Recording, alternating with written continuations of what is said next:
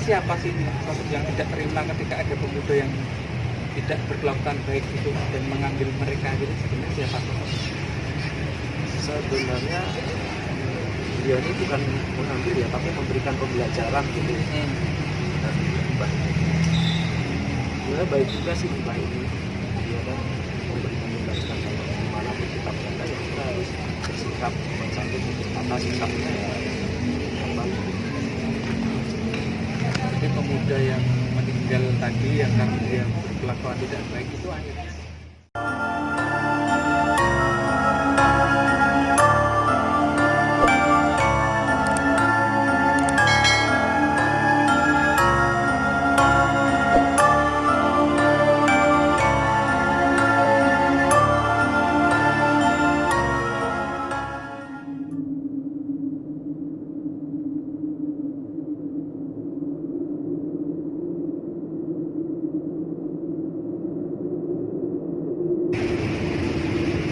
Oke, Sobat Nusantara dimanapun kalian berada, saat ini aku sudah bersama dengan Mas Agus. Mas Agus yang punya bakat menggambar ilustrasi yang mungkin lebih spesifik ke gambar-gambar bisnis ya, atau kalau aku menyebutnya itu gambar-gambar yang mengandung nilai historis. Jadi setiap gambarnya itu punya nilai sejarah di masa-masa zaman dulu, masa-masa zaman penjajahan seperti itu. Oke, kita sapa Mas Agus ya. Dia sekarang lagi coret-coret gambar. Tadi aku tunjukin gambarnya seperti apa. Halo Mas Agus, apa kabar? Baik ya. Sekarang kesibukannya apa Mas Agus? Ya, kesibukannya jadi orang tua aja sih. Tetap ya, tetap gambar ya. Apa bintangan. Oke, siap.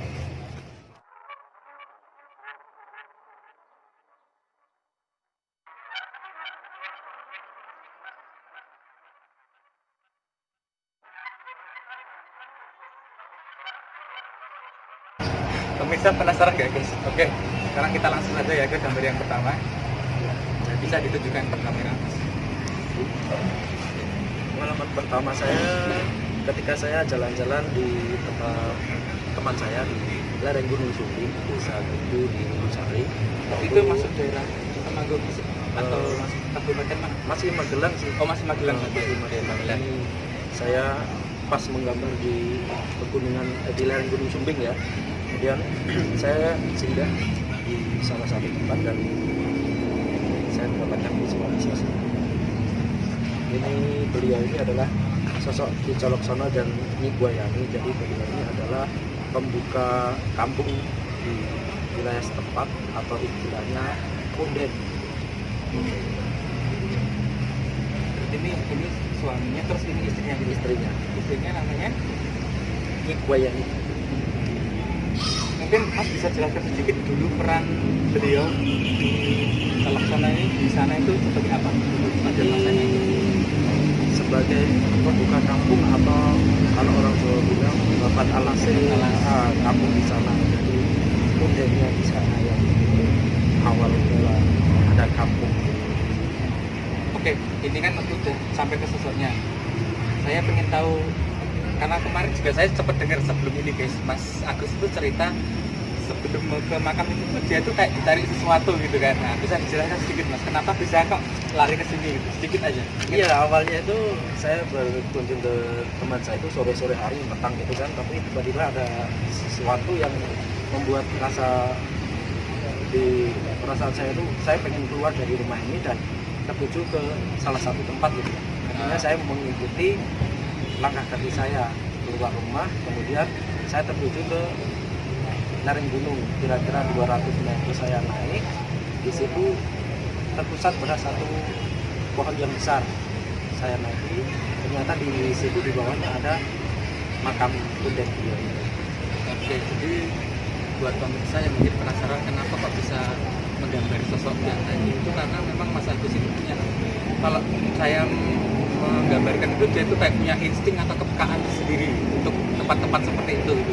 Jadi ketika kayak kemarin saya pergi ke suatu tempat sama Mas Agus, itu dia kayak tiba-tiba itu kayak diajak kemana gitu yang sebenarnya itu nggak ke planning gitu, tapi dia tuh kayak punya insting di sana itu ada sesuatu gitu. Jadi akhirnya kita ke sana, dan ketika kita ke sana itu biasanya nanti Mas Agus itu kayak punya ketemu dengan sosok penemu penunggunya ada di situ. Dan kalau misalkan penunggunya itu berkenan untuk digambar, nah itu baru Mas Agus berani untuk memvisualisasikan. Tapi kalau misalkan sosoknya nggak mau, Mas Agus dan kita juga nggak akan menggambar, karena mereka juga punya hak dan punya privasi sendiri seperti itu guys. Oke, lanjut gambar kedua Mas. Oke. Dan lanjut kedua, karena di sana itu kan ada 4 makam, yang 3 makam itu sama, tapi 1 makam itu yang baru proses pemugaran gitu ya. Jadi ada 3 makam yang bentuk misalnya itu sama, itu dari di Colok Sono, di Guayani, dan satu lagi ada sosok Kritik. Yang Kritik ini adalah putri dari beliau. Nah, yang membuat saya termotivasi untuk memvisualisasikan itu karena dari sosok beliau ini, dia itu pada zamannya itu gadis desa yang cantik sekali. Berarti ini anaknya yang tadi Mas di film sana tadi. Iya. Bisa dijelaskan Mas dulu mungkin histori dari sini. Dia cerita nggak kalau untuk cerita sih enggak, cuman beliau ini Nyai Kritik ini menampakkan diri dan tersenyum malu gitu loh. Yang saya berusaha untuk interaksi, tidak ada semata-mata keluar, cuma senyum. Iya, mungkin layaknya kalau ada cewek kampung yang datengin pemuda dari desa lain gitu ya guys, jadi kayak malu-malu gitu. Tapi ya untuk ukuran di masa itu saya rasain parasnya cantik banget ya. Iya, ini semacam gadis desa. Iya. Dan tadi kan ada 4 makam ya, ada 3 makam yang sama, kemudian 1 makam yang baru. Oh, ada lagi? Yang baru terkuat misterinya. Jadi beliau ini adalah salah satu sosok pemuka agama yang menyebarkan agama atau dakwah pada waktu itu di kampung itu. Beliau itu saya tahu rumah. Beliau baru berkenan mengeksplor diri pada saat pas kesempatan awal kan, jadi saya minta izin kepada beliau karena beliau juga mempublikasikan diri, kemudian saya minta izin untuk saya visualisasikan dengan beliau. Kalau menurut dari perspektif saya mungkin bukan karena dia baru ini ya mau menunjukkan diri sekarang ya, sebenarnya mungkin dia tuh pengen menunjukkan diri dari lama, cuman karena belum nemu orang yang tepat. Jadi Bukan orang yang tepat ya, mungkin masa yang tepat, keadaan lingkungan yang tepat seperti itu ya. Jadi memang butuh momen tertentu sampai akhirnya dia akhirnya sekarang ini ya menunjukkan eksistensinya lah istilahnya. Ini dengan sosoknya ini yang menarik bagi saya itu bersorban, tapi korbannya itu panjang sekali. Awal mulai itu saya kira itu berbalut kain spray atau apa gitu, karena dia ini kainnya kan panjang gitu, terurai gitu kan. Terus semakin saya fokuskan ternyata lebih jelas itu panjang itu dari sorbannya itu menjindai panjang. Parasnya masih muda sih, ganteng, berjenggot tipis. Ya kalau saya pribadi lihatnya itu kayak teduh gitu loh guys, lihat gambarnya itu dia memang pembawaan, karena memang dia kan syiar kan, agama itu, jadi kayak dia memang kayak gitu, gesturnya itu menunjukkan gitu.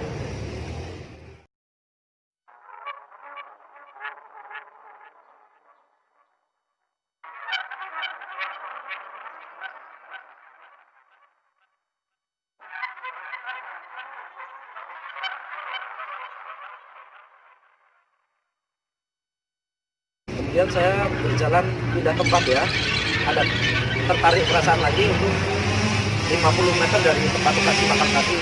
Karena saya menemukan dan ada di sana ada sosok ular. Wah, kalau ini agak ada sosok ular. Tapi di sana ternyata ular ini semacam ular apa ya, ganyang atau siluman gitu ya. Tapi lebih tepat kalau orang Jawa bilang itu ganyang gitu. Ganyang penunggu dari salah satu tempat desa. Penjelmaannya dari wujudnya adalah nenek-nenek. Oke. Ini ya guys, kalau saya pribadi sebagai orang awam pun itu bisa ngelihat gitu. Ini gambar ini sosoknya positif atau negatif. Tapi kalau yang ini, kalau saya ngelihatnya kok agak cenderung ke negatif ya. Benar nggak sih? Atau apa ya, semacam bisa berkamuflase tergantung orang yang niatnya orang yang datang itu. Kalau niatnya baik ya beliau akan menyapa dengan baik juga, tapi kalau niatnya sudah buruk ya beliau ini istilahnya memberikan pembelajaran gitu lah. Oke guys, jadi dari sini kita dapat pesan ya, kalau misalkan teman-teman itu pengen ke ziarah atau pengen ke manapun itu tempatnya gitu, kalau bisa ya kayak datang itu dengan niat baik mas ya. Dulu salah dulu. Iya pasti. Orang Jawa itu pulau nuwun ya. Kalau orang Jawa itu pulau nuwun gitu. Jadi kita tuh kalau di suatu tempat datang ke tempatnya orang lain itu kita juga harus menjaga sikap gitu. Jangan terus seenaknya sendiri gitu. Jadi kita juga harus menghargai tempat tersebut. Meskipun di situ sepi nggak ada orang, tapi kan tetap aja itu kan tempat keramat ya istilahnya. Terus di situ juga pasti ada penunggunya gitu. Jadi kalau kalian itu melakukan sesuatu hal yang tidak baik, itu nanti kena imbas yang tidak baik juga. Iya, ada contohnya juga mas ya. Selain itu kan saya Ada di sini. Oke. Iya. Ini contohnya guys, kalau misalkan lihat ada ini ya, bahkan kerumunan di sini para pemuda-pemuda ya, di mana sejak menjelang petang itu dia menyalakan ini obor api, karena waktu itu belum ada listrik mungkin ya, dia untuk menyalakan di setiap sudut-sudut ruangan atau semacam ya rumah atau padepokan atau balkon yang ada jalan. Ada beberapa juga di sana saya lihat itu ada yang waktu dulunya waktu selesai ujian itu dia entah itu warga sekitar atau pengunjung dari luar, tetapi beretika kurang sopan di sana. Itu akhirnya tuh guys, ngeri guys. akhirnya pulang ya, wallahu alam ya. Istilahnya sakit-sakitan, kemudian istilahnya meninggal ya. Sampai meninggal itu mas? Karena ada salah satu kan yang istilahnya saya dulu itu hidup karena di sini melakukan kesalahan, ya akhirnya badan saya badan supaya dia berada jadi ketika mas gambar ini ada salah satu yang kayak komunikasi dengan mas bilang seperti itu ya? Iya mas, jadi dia dulu melakukan saya kalau ingat jadi jadi kepekaannya langsung ini guys.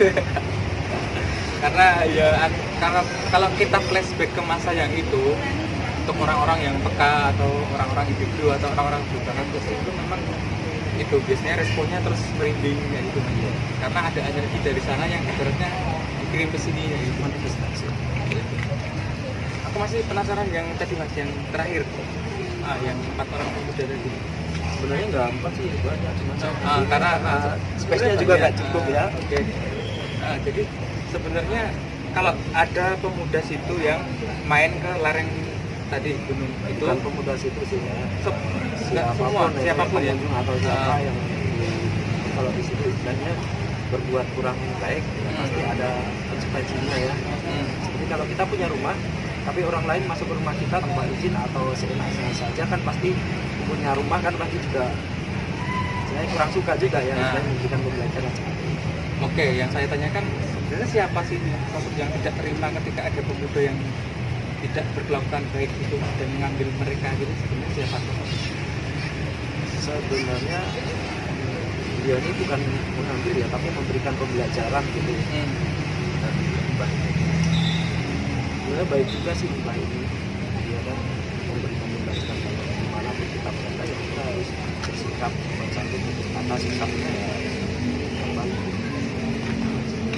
Jadi pemuda yang meninggal tadi yang karena dia berkelakuan tidak baik itu akhirnya arwah atau jin-korinya itu kayak terjebak gitu loh guys, terjebak di tempat yang tadi dekat ini sosok. Jadi sampai sekarang arwahnya itu terjebak kayak jadi apa ya mas namanya, di sana jadi kayak semacam abdi dalamnya gitu loh, abdi dalam atau perewangannya gitu.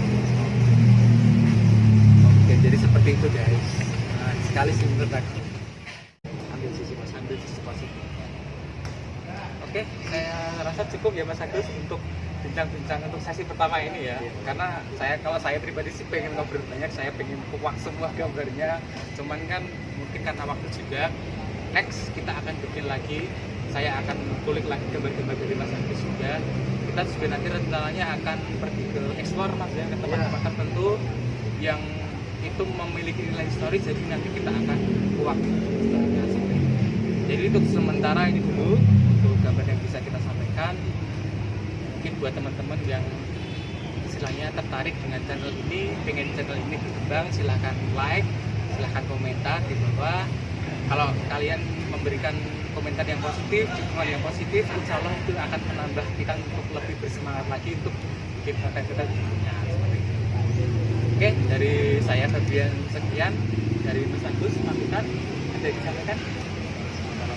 Cukup ya. Nanti kita ketemu lagi di lain waktu. Oke, cukup sekian. Sampai ketemu lagi di konten berikutnya. Wassalamualaikum warahmatullahi wabarakatuh. Salam damai Nusantara.